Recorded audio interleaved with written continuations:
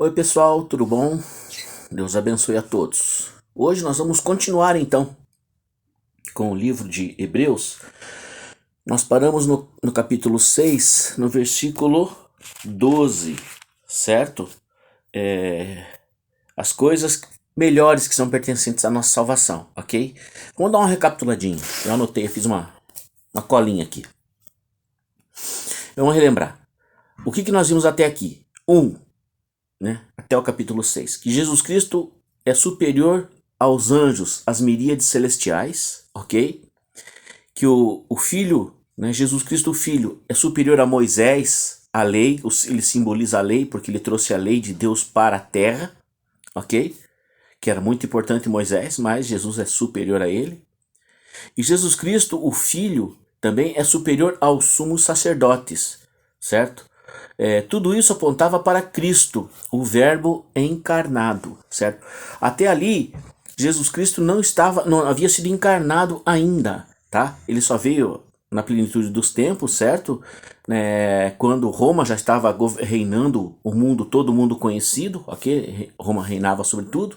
E nessa foi a plenitude dos tempos, onde a língua grega era a língua em todo o mundo, havia uma facilidade para a pregação do evangelho, e Cristo veio nessa plenitude, certo? Ele encarnou, certo? E nasceu da Virgem Maria, beleza?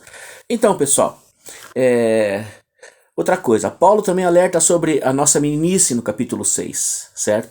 Ele fala do perigo de ficar sem crescer na graça e no conhecimento da salvação em Cristo, ficar na mesmice, né? Se aquele crente mais ou menos, se aquele cristão que não tá nem na igreja, nem no mundo, é aquele dividido, tá? E Deus não vai em divisão, não entra em divisão, tá? E outra coisa, ele fala do perigo de nós voltarmos a cair e perdermos a salvação se nós formos negligentes com essa grande salvação, certo? Beleza? Então tá, agora nós vamos ler do capítulo 6, do 13 até o 22, beleza? É bem rapidinho, bem tranquilo. E já quero alertar vocês, vamos tentar fazer na semana que vem, ler todo o capítulo 7, certo?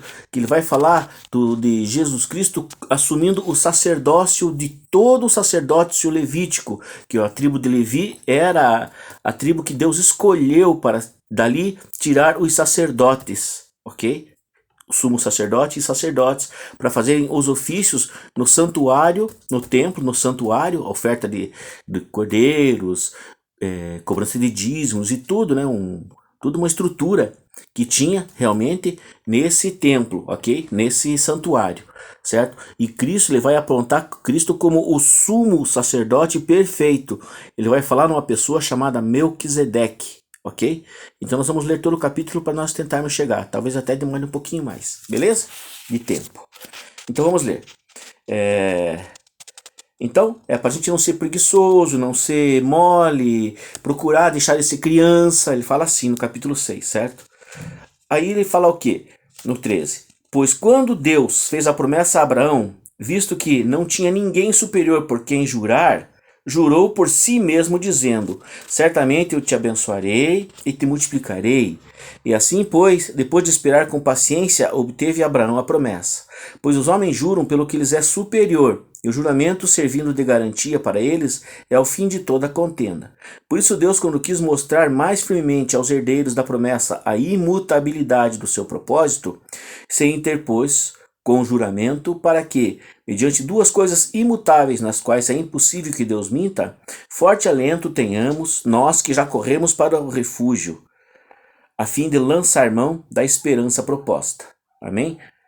A qual temos, vamos terminar aqui, a qual temos por âncora da alma segura e firme e que penetra além do véu, guarde isso aí, onde Jesus, como precursor, foi o primeiro, como precursor, entrou por nós, tendo-se tornado sumo sacerdote para sempre, segundo a ordem de Melquisedeque, ok? Então, é um texto bem tranquilo, tá? Ele fala de duas coisas imutáveis. Deus não tinha como jurar por outra coisa. Eu não posso jurar pelo meu pai. Deus não tem pai. Não podia jurar pela mãe. Deus não tem mãe, certo? Ele não podia jurar por nada. Não podia jurar pela vida dele porque ele é a vida, ok? Então, ele jurou por ele mesmo, certo? Ele jurou por ele mesmo. Isso aqui tá lá em Gênesis, vamos rapidinho aqui em Gênesis 22, ok? Semana passada até eu falei alguma coisa a respeito. Do 17 aqui, do 15.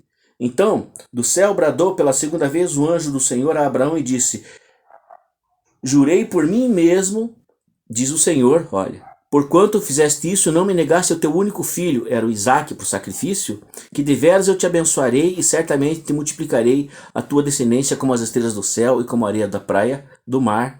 A tua descendência possuirá as cidades dos seus inimigos, e nelas serão benditas todas as nações da terra, porque você obedeceu a minha voz. Veja só, Abraão ouviu uma voz, a voz de Deus, e obedeceu. Ok? Então, por isso, queridos, essa promessa que foi feita, a Abraão, porque Abraão ouviu a voz de Deus, ok? Muitas vezes nós queremos as coisas de Deus para nós. Primeira lição aqui. Nós queremos as coisas de Deus para nós, mas não procuramos ouvir a voz de Deus. A gente procura ouvir o horóscopo, procuramos ouvir a temperatura, procuramos ouvir. Que mais? Pense aí você. O que eu procuro ouvir? Eu procuro ouvir se as lojas vão estar abertas para poder comprar as peças do meu trabalho. Se a gasolina subiu. Então essas coisas, ok? Mas não vou procurar ouvir a Deus. Não vou primeiro na palavra, não vou primeiro consultar a Deus. Se aquilo que eu quero no meu coração, se aquilo que Deus pediu para mim fazer realmente é de Deus, se eu tenho intimidade para Deus, que nem Abraão tinha uma intimidade tão grande com Deus, que quando Deus pediu para Abraão o filho dele em sacrifício, Abraão não vacilou, porque ele conhecia a voz de Deus. Isso se chama intimidade, tá? Abraão tinha uma intimidade com Deus fora do normal, beleza? Amém? Olha só, aí né, como nós já lemos aqui, e ele se interpôs com juramento, certo? Por duas coisas que Deus não muda, são imutáveis para Deus. Aliás, Deus não muda, né? Duas coisas imutáveis. A promessa que ele fez a Abraão, ele fez por juramento, certo? E a promessa feita a Abraão, e ele jurou. Ele fez uma promessa e depois ele jurou para Abraão, certo? Ele primeiro falou: serão benditas todas as nações, saia para fora, olha a areia, olha para o céu e coisas parecidas. Bem, e são a promessa e depois o juramento, certo? O que Abraão fez? Como é que Abraão entrou nessa parte? Porque o juramento é feito entre pelo menos duas pessoas. Como é que ele fez? Onde é que Abraão entrou? Entrou com o quê? Entrou com a fé.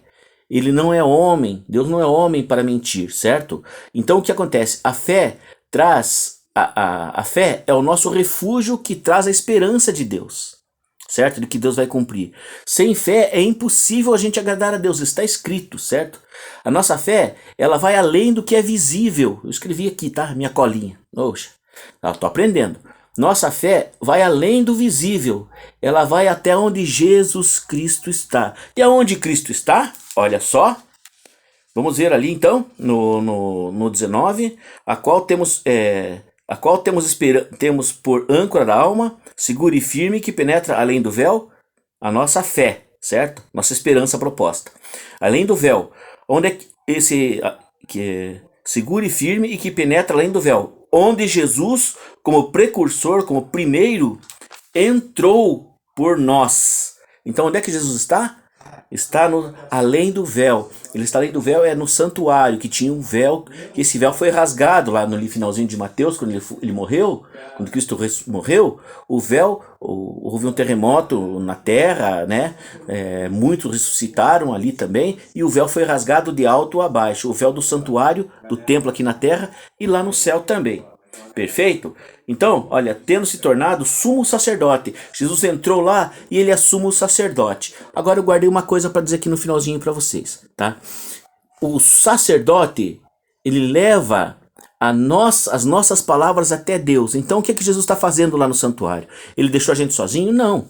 Ele ouve o que o Espírito Santo leva às nossas orações em gemidos inexprimíveis, porque é assim que nós aprendemos que o Espírito Santo leva as nossas orações, as nossas súplicas para Deus. Por isso que é importante estar orando, ter comunhão com Deus, porque é o Espírito Santo que leva com gemidos inexprimíveis aonde? Lá no santuário, lá no Santo dos Santos, onde Cristo está, além do véu, certo?